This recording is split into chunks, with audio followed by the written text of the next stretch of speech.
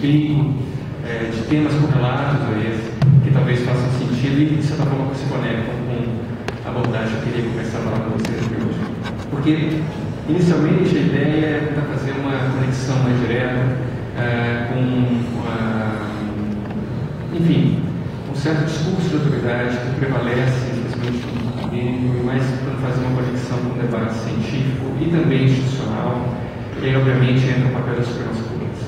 Mas uma coisa que me vem muito à mente, só de ouvindo aqui os debatedores prévios, ou seja, que vieram antes de mim, é que, obviamente, uma questão que normalmente aparece nas decisões judiciais envolvendo questões referentes ao material genético é uma discussão sobre proporcionalidade. Então, vocês reparem, por exemplo, na decisão da Suprema Corte Britânica, houve essa palavra proportionality aparecendo de alguma forma, e, obviamente, o balancing, outros temas que são muito comuns, principalmente hoje no âmbito internacional mundial. E é aqui que eu queria começar a entrar, porque é, evidentemente, um tema que parece muito fascinante do ponto de vista de direito comparado. Hoje, se você escreve um artigo que está falando sobre proporcionalidade, qualquer tema parecido, ou balanceamento, qualquer coisa nesse sentido, a verdade é que você tem um grande espaço para conseguir publicar com essa facilidade, ou seja, é um tema que está na moda.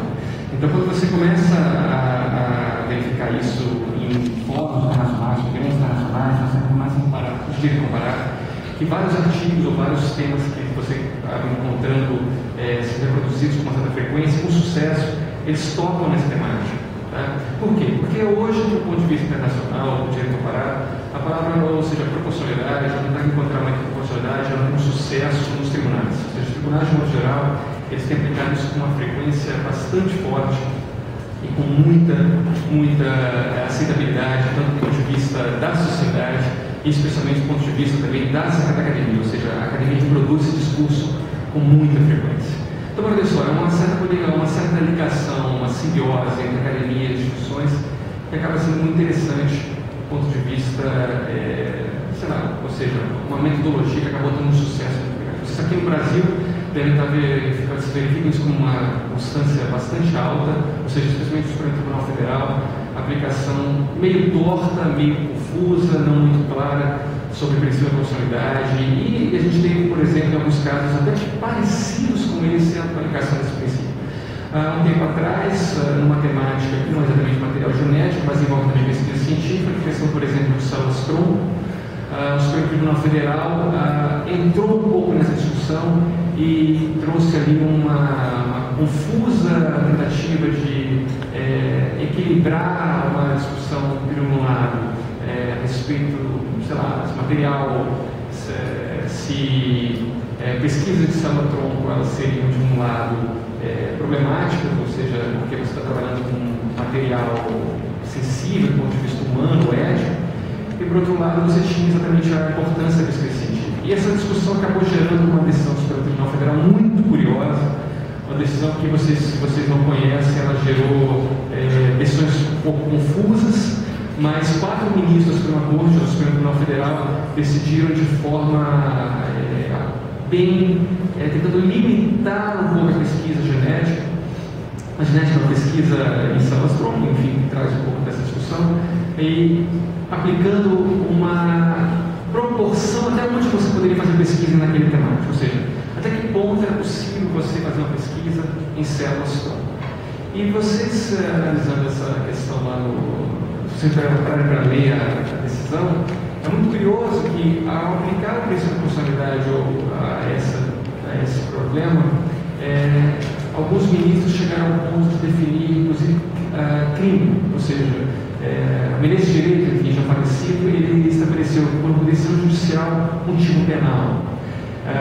Por outro lado, outros ministros, por exemplo, Gilmar Mendes, definiu que vocês se fosse para ter pesquisa em células-tronco, deveria haver a construção de um organismo estatal de comitê ético que fizesse uma certa avaliação se de fato a pesquisa de células-tronco estava adequada ou não.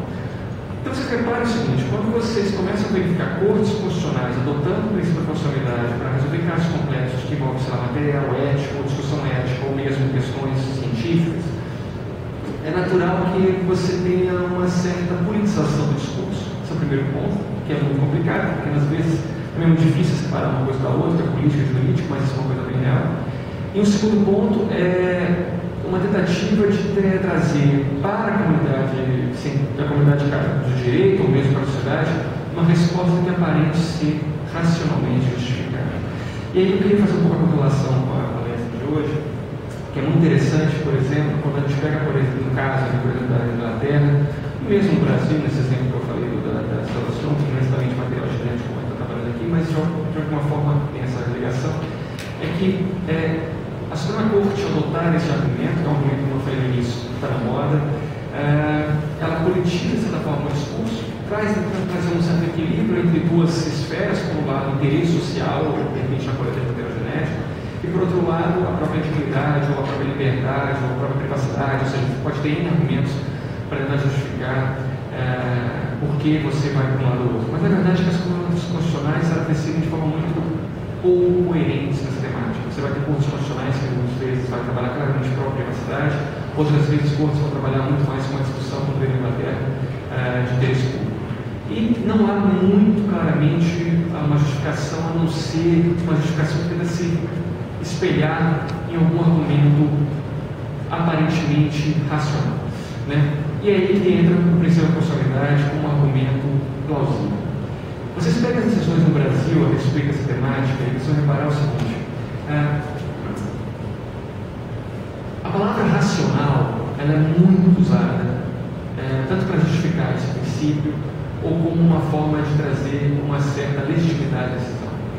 E o problema da palavra racionalidade é porque ela é muito difícil, é uma palavra muito tranquila, é uma palavra que tem um certo peso, uma argumentação que parece, sei lá, soar bonito, e no fundo ela não diz muito.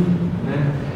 Vários tribunais hoje na Europa, e mesmo quando a gente começa a ver aqui hoje no Brasil, começam a discutir o sentido oposto a essa compreensão normal que nós temos hoje, de uma estabilidade muito tranquila sobre a noção da proporcionalidade como algo natural. Né? E essa é uma dificuldade que a gente tem que começar a enfrentar, ou seja, até que ponto nós temos que aceitar um discurso aparentemente bonito sobre a noção de proporcionalidade para eventualmente trazer uma decisão que, sei lá, do ponto de vista mais concreto, diz muito pouco. Ou seja, se eu pego por um lado uma discussão ética, isso é importante do ponto de vista do interesse social, então eu vou liberar a pesquisa sobre material genético. E do outro lado eu tenho a privacidade. Onde eu vou parar com essa definição de qual é a melhor solução? Muitas vezes acaba sendo uma discussão meramente, sei lá, o juiz naquele momento achou mais interessante, dormiu bem, acordou de um jeito, decidiu de uma forma, colocou uma argumentação metodologicamente aparentemente justificável, e nós, receptores dessa argumentação, vamos aceitar isso de uma forma muito tranquila. E no fundo não entra muito concretamente nos problemas que há por trás da discussão. O problema da adoção de metodologias aparentemente, ou pelo menos com essa presunção de racionalidade muito forte, é que elas acabam omitindo muito uma discussão mais forte dos problemas que de fato deveriam ser discutidos em temáticas como tais. Né? Então, por exemplo, os juízes, quando vão aplicar a proporcionalidade em temas como esse, vocês começam a perceber que eles abstraem de certa forma a problemática, começam a discutir, por exemplo, o princípio de privacidade de um jeito X, ou então ainda de interesse público no outro lado, e começam a discutir abstrato o problema, e muito pouco entram no problema, efetivamente.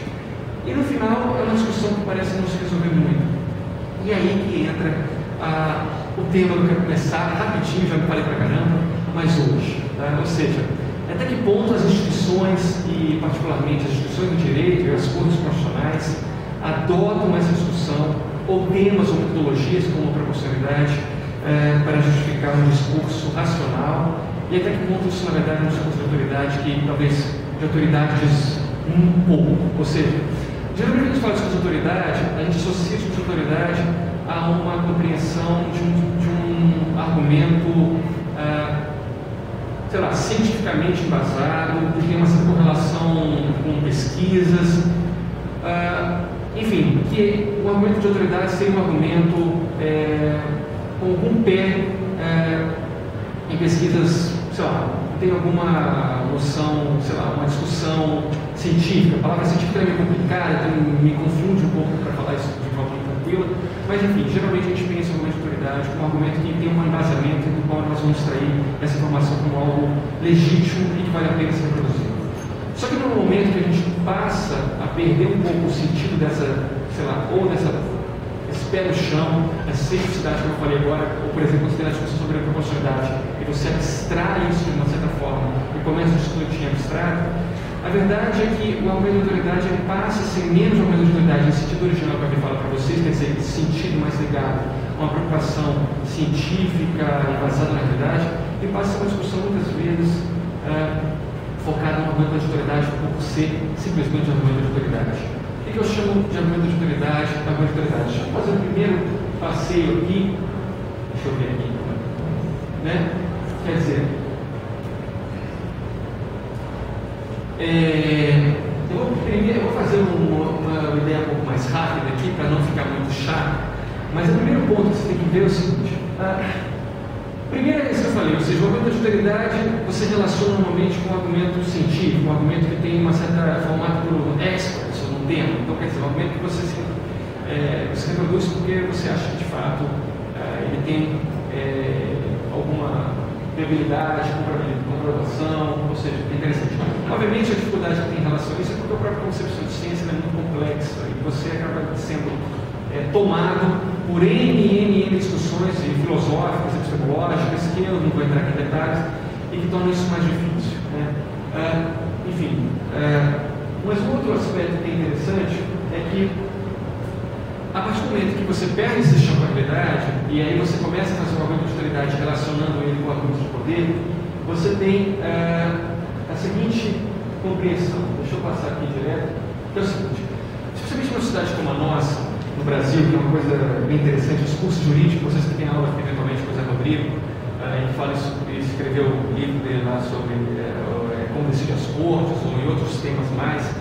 Vocês devem ter claramente essa noção de que, obviamente, a preocupação de coerência e consistência argumentativa muitas vezes é uma preocupação de embasar de forma mais concreta ou mais real, ou entender melhor a problemática na sua devida complexidade. Muitas vezes as cortes constitucionais e, particularmente, as instituições do direito não fazem isso de uma forma adequada. No vácuo dessa compreensão mais concreta sobre o que de fato seria o argumento de autoridade, o argumento de autoridade ele se personaliza.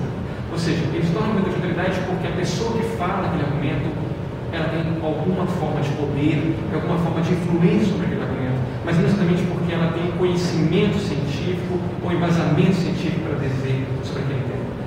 E esse é o problema, especialmente quando a gente tem uma sociedade institucionalmente focada em personalismos ou então estruturas de poder mais arcaicas ou mais ou menos, enfim, os institucionalistas usam um termo muito claro, que são geralmente instituições extrativistas, instituições excludentes, que seriam instituições que na verdade elas não dialogam, são instituições que na verdade elas se estabelecem em cima de personalismos e de extração, inclusive econômica, de vários aspectos, ou seja, não há uma distribuição de riqueza, e são instituições que na verdade elas só reproduzem um próprio discurso, e um discurso que na verdade não traz grandes modificações. E em uma sociedade como a nossa, a gente vai ter isso de uma forma muito nítida, né? Então, práticas muito prudentes, personalização das relações de poder, né? E argumentos de autoridade fundados na personificação. Se você perde um embasamento científico, ou então você entende uma autoridade não mais como uma perspectiva científica, mas muito mais como uma relação de porque o fulano falou aquilo, o ciclano falou aquilo, você naturalmente não tem mais um argumento de autoridade no sentido como a gente deve trabalhar. Né?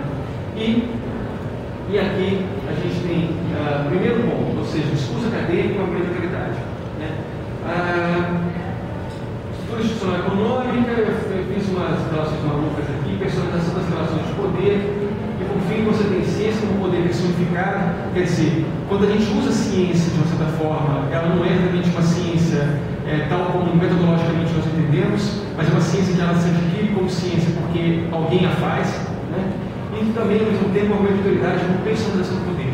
Você não tem mais exatamente uma realidade, uma autoridade como de fato algo que as instituições vão reproduzir como sendo embasamento empírico na realidade. Então é o seguinte, do ponto de vista, eu fiz. Do ponto de vista acadêmico do direito, por exemplo, a gente começa a perceber, tem uma frase, tem uma coisa interessante que o José Rodrigo fala no livro dele, e quando a gente vai trabalhar, por exemplo, o livro de Direito Civil no Brasil, isso é bastante interessante. Vocês vão reparar que vocês falam, por exemplo, de várias teorias do direito civil, mas praticamente, você pega os antigos livros do doutrinador de direito civil, não existe nenhum caso sendo examinado, ou particularmente detalhes mais específicos de detalhes sendo examinados nos vários conceitos abstratos do direito civil. Quer dizer, você começa a ter, na realidade, um descolamento total da realidade e começa a trabalhar somente em abstrato, conceitos, mais conceitos. Então, a academia ela passa a produzir a partir de uma produção de conceitos de outros autores, que passam a ser os autores da autoridade, e essa produção acontece de forma contínua. Da mesma forma, quando a gente vai ter, então quer dizer, a academia nossa do direito é uma academia reprodutora das autoridades que não se embasam nessa verdadeira realidade do mundo, ou seja, uma abstração que se perde. Né? Um outro ponto interessante, a produção é baseada na inovação, mas na reversão de argumentos de autoridade com personalização de poder. Ou seja, você não inova. Ou seja, quando você pega os artigos acadêmicos no Brasil, muitas vezes é uma mera reprodução, foi um monte de citação, mas quase nada de inovação.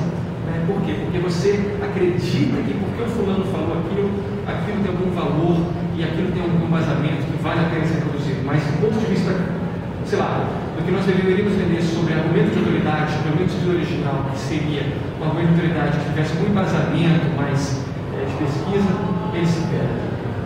Em outro aspecto, produção um pouco crítica e flexível, que a gente não critica o outro, quer dizer, a produção acadêmica é uma produção mais bajuladora do que de fato uma produção crítica.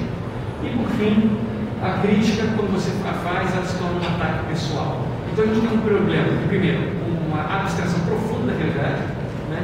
E o segundo aspecto é que a crítica ao não acontecer quando ela não muda essa realidade, quer dizer, há uma produção contínua. E por fim, quando você critica, exatamente porque as relações ou a autoridade é tão personalizada, a crítica ela não é à pesquisa, ao argumento, mas é uma crítica à própria pessoa.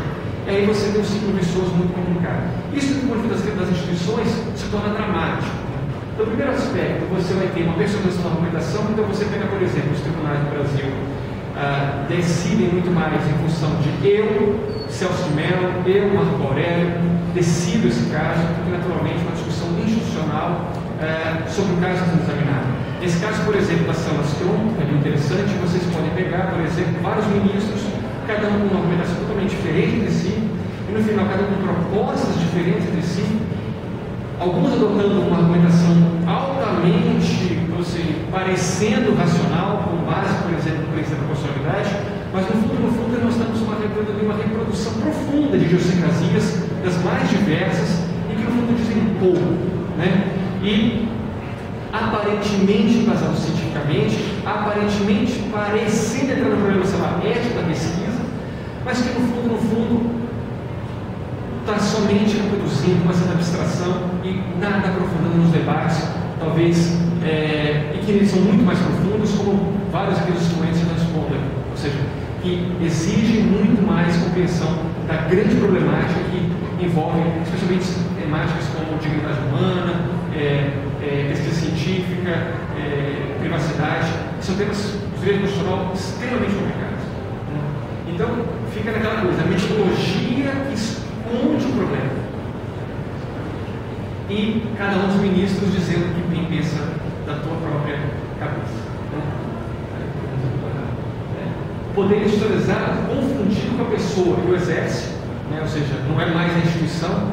Você repara, por exemplo, no caso do brasileiro, o Supremo Tribunal Federal, ele não decide exatamente como instituição, ele decide muito mais como soma de ministros, soma de votos de ministros, e, portanto, do ponto de vista de uma compreensão concreta de temas sensíveis como esse, nós não geramos coerência de longo prazo, ou consistência de longo prazo.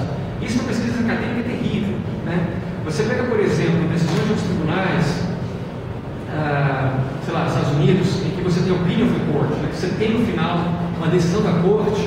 Obviamente, se você tem uma codificação, vamos supor que a corte, em um certo momento, ela diga, por exemplo, que prevalece uma questão como essa, a privacidade, portanto, eu não posso fazer pesquisa científica sobre material genético de tal forma como está sendo feita, ou guardando o material de DNA, sei lá, porque isso fere a privacidade. Vamos supor que a Suprema Corte Americana decide isso gera um precedente, pelo menos, que logicamente pode ser derrubado no futuro, mas que gera uma consistência de longo prazo, porque a grande motivação da argumentação é uma argumentação fundada no argumento que se deu, sei lá, dentro do debate de privacidade e que vai ser embasado talvez numa cadeia histórica de argumentação que chegou àquele resultado. No Brasil, vamos supor que é o mesmo problema seja debatido na Suprema Corte brasileira. O que nós vamos ter? Nós vamos ter um amaranhado de votos de cada dos ministros, cada um falando que, nesse caso, o material genético é importante. É por isso que, de repente, a privacidade é importante. Vamos aplicar o princípio da proporcionalidade, vamos ver se o interesse público de um lado é mais importante ou a privacidade. E aí o ministro Marco Aurélio fala uma coisa, o Celso de Mello fala outra, sei lá, o Lewandowski fala outra. Chega num momento tal em que a decisão, o que vai vincular? Né? O Supremo Tribunal Federal fala, mas não vincula. Você de alguma forma vincula. Ou seja, você tem uma vinculação pelo menos tácita, de alguma forma. E você vai gerando dentro daquele contexto a seguinte situação. O que traz para nós, reprodutores daquela decisão no futuro? Uma argumentação que eu, Juliano, como sou professor de juiz de segundo grau ou de primeiro grau, vou pegar o voto do Marco Aurélio, vou pegar um trecho do voto do Marco Aurélio e falar, olha, esse argumento que o Marco Aurélio usou me faz algum sentido para o meu argumento que eu estou usando aqui agora. Ou, eventualmente, eu vou pegar uma emenda de um ministro e vou falar assim, a emenda do voto e falar, isso de fato trouxe precedente. Mas muitas vezes a emenda sequer entra no problema. Ela só fica uma discussão meramente blasé sobre o que foi falado. Os grandes argumentos não foram tratados. Especialmente em temas sensíveis como esse, como se a gente tem esse, ou por exemplo, casos que a gente teve recentemente, mais ou menos, sobre Salastron, são decisões de 300 páginas. Ou seja, que você praticamente não consegue localizar muito bem uma argumentação. E aí, no final, você exatamente não tem o quê? Você tem uma argumentação de autoridade, que é a argumentação do Supremo Tribunal Federal, porque é de uma autoridade, mas uma argumentação que não é exatamente institucionalmente autoritária, no sentido da autoridade. Ou seja, é uma instituição, ou seja, uma decisão que ela é pessoalmente autoridade, mas não institucionalmente autoridade. E isso é um problema do ponto de vista tratativo, e isso é um problema que, em algum momento, o Supremo Tribunal Federal no Brasil vai ter de lidar. Hoje ele está lidando. Então é o seguinte, é muito interessante quando a gente pega, por exemplo, trazido pela Carol, que é sobre a Inglaterra, que foi decidido a discussão com base na ideia de proporcionalidade, trazendo assim, olha, o interesse público prevalece mais do que a privacidade, é que se lá tem uma opinião da corte, no Brasil, se em momento isso for discutido, então, pelo menos a estrutura hoje, como nós temos de decisão do Supremo Tribunal Federal, isso não vai acontecer. Ou seja, não haverá de fato uma opinião da corte. Nós vamos ter votos isolados de ministros que no final vão ser somados, você vai ter o dispositivo da decisão, e a partir disso você vai ter algo que parece institucionalmente legítimo, mas do ponto de vista da argumentação é fraco, do ponto de vista do precedente diz pouco, e do ponto de vista da nossa história pode ser totalmente inconsistente, que basta mudar, quando você personaliza o voto, basta mudar um ou dois ministros que o precedente cai com uma certa facilidade. Então, a grande dificuldade que a gente tem no sistema como o nosso, que eu acho que é um pouco da minha tentativa, vamos dizer, de aproximar um pouquinho a temática com vocês, do ponto de vista do desejo institucional, é que a estrutura hoje da nossa Suprema Corte, comparativamente com as realidades, é que ela é incapaz de dar uma dificuldade de temas como esse, e de vários temas de direito constitucional, simplesmente porque, do ponto de vista do desejo institucional, a Suprema Corte brasileira, ela não exerce, de fato, o argumento de autoridade do ponto de vista institucional. Ou seja, o argumento de autoridade que é feito do ponto de vista da decisão da Suprema Corte brasileira, o argumento de autoridade personificado. E isso, do ponto de vista da nossa história, do ponto de vista do que nós imaginamos como instituição do Supremo Tribunal Federal, e do ponto de vista de análise de nós, por exemplo, pesquisadores que estudamos sobre a Suprema Corte brasileira, altamente problemático. E quando a gente joga esse ponto de vista comparado, eu falo isso, por exemplo, que às vezes a gente vai participar de congressos lá fora, e é muito complicado. A gente fala assim, o Brasil decidiu, sei lá, sistema de cotas, aí eu tenho que decidir outro país. E a gente não consegue exatamente fazer um paralelo, a não ser muito abstratamente, mas a gente pode falar simplesmente o seguinte: olha, o Supremo Tribunal Federal, ele adotou uma pretensa racionalidade com base na argumentação que o fulano, o ministro X, decidiu com base lá no princípio da proporcionalidade, mas ele não entrou no problema. A corte não entrou no problema, e quando foi decidir, ou pelo menos trazer um sentido mais vinculante, isso é feito por meio de uma emenda, que é uma coisa extremamente genérica e que não diz quase nada. E para piorar, se a gente quiser trazer maior complexidade a essa situação, vamos supor que nesse momento que a gente vive, de tentar centralizar e de abstrair cada vez mais problemas particulares, vamos supor que o Supremo Tribunal Federal, para resolver de vez o problema, cria uma súmula. E aí cria uma súmula totalmente abstrata, que fala, vamos supor que material genético e interesse público prevalece o interesse público por um, sei lá, e que é interesse público, mas enfim, vamos supor que vem essa decisão. E um outro caso futuro que tem particularidades muito, sei lá, específicas, sei lá, apareça para o Supremo Tribunal Federal e ele vai continuar aplicando esse princípio abstrato de autoridade, mas assuma como um outro argumento de autoridade abstrata que pouquíssimo entra no problema. Moral da história, só para a gente fechar aqui. No campo nosso da pesquisa constitucional, que é aplicável a problemas como esse discutido aqui no Congresso, a gente não consegue ter um pensamento de longo prazo, porque não há diálogo, existe na verdade um monólogo com consistência de poder e com, na verdade, com personalização do tamanho. E de novo, se nós criticamos o Supremo Tribunal Federal, muitas vezes nós estamos criticando o ministro e não a Corte. Até porque não dá para criticar muito a Corte. Na medida em que a Corte não decide, quem decidem são simplesmente os ministros somados em votação. Né? Então, só para terminar aqui, essa dispersonalização das relações de poder, no âmbito das cortes constitucionais, isso implica uma total reengenharia das instituições. Né? Do ponto de vista, enfim, isso aqui não faz muito sentido agora. Quando a gente fala de diálogo, reestruturação da instituição do discurso e academia movida pela inovação e não pela referência pessoal. Né? A gente tem que parar de ficar fazendo pesquisa somente com uma situação blasé de autodecadores que não fazem praticamente nenhuma grande abordagem e somente produção de conteúdo. Da mesma forma que o Supremo Tribunal Federal faz praticamente somente isso. Então a ideia minha era essa, trazer um pouquinho dessa discussão bem rapidamente, não sei se eu fui muito rápido, mas o recado que eu tenho a dizer aqui, gente, e novamente só para terminar fechando isso, quer dizer, a área de direito constitucional comparado, muito mais ligada à questão do desenho institucional, é que, lógico, do ponto de vista micro, né, ou seja, como o âmbito vai se dar, sei lá, na pesquisa forense, ou na política criminal, ou como, sei lá, ou seja, no âmbito aqui mais embaixo, como isso vai dar, isso tem implicações. Quando a gente joga isso no macro da formação de precedentes, ou da formação de temas de longo prazo, ou como isso vai vincular para o futuro, ou pelo menos trazer uma certa permanência de um certo entendimento, a estrutura nossa institucional é extremamente complicada para gerar alguma coisa mais consistente. Então, enfim, você pode ter no futuro uma decisão do Supremo Tribunal Federal que venha caminhar num sentido ou outro. Ótimo. Como caiu, por exemplo, o caso da Salvastron. Hoje você pode fazer essa Salvastron. Os 4 ministros que tentaram construir mecanismos limitadores disso acabaram não vingando. A maioria foi por outro sentido. E aí a gente acaba com isso em Salvastron. Mas você jamais pode dizer que o Supremo Tribunal Federal, num tema como esse, de fato decidiu com uma argumento de verdade. Ou seja, no sentido de uma pesquisa, uma decisão embasada com informações do ponto de vista, sei lá, científico, ou seja, para alcançar essa decisão. Por mais que você fale, teve audiência pública, os ministros estiveram lá para ouvir aquilo, na verdade, empiricamente, as audiências públicas não funcionam praticamente nada. Ou seja, os resultados das decisões de audiência pública, empiricamente, nas decisões do Supremo Tribunal Federal, são mínimos. Então, moral da história,